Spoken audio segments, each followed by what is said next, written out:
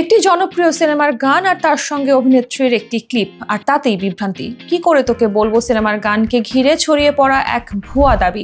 Net দুনিয়ায় viral হওয়া একটি রিলে দাবি করা হয় গানটি নাকি গেয়েছেন অভিনেত্রী মিমি চক্রবর্তী। অনেকেই বিশ্বাসও করে ফেলেন।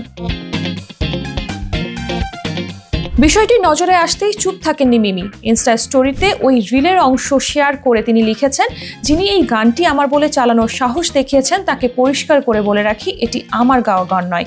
এই অভূতপূর্ব গানটি কি করে তোকে বলবো ছবির জন্য গেয়েছেন ট্যালেন্টেড মধুরা ভট্টাচার্য। তাই শিল্পীদের থেকে তাদের প্রাপ্য সম্মানটুকু কেড়ে নেবেন না বা চেষ্টাও করবেন না। শুধুমাত্র কয়েকটা লাইক বা শেয়ারের লোভে নিজেকে ছোট করবেন না।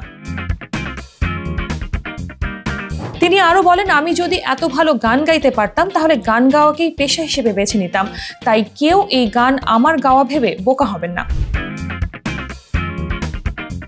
এর আগেও এমন ঘটনার মুখে পড়েছেন অনেক শিল্পী। অভিজিৎ ভট্টাচার্যের কথাই ধরুন, ব্রিটিশ গায়িকা ডুয়া লিপা বাদশা সিনেমার ও লাড়কি গানটিতে শাহরুখ খানের বলে উল্লেখ করায় রোষে ফেটেছিলেন তিনিও। অভিমান করে বলেছিলেন গায়কদের কেউ মনে রাখে না।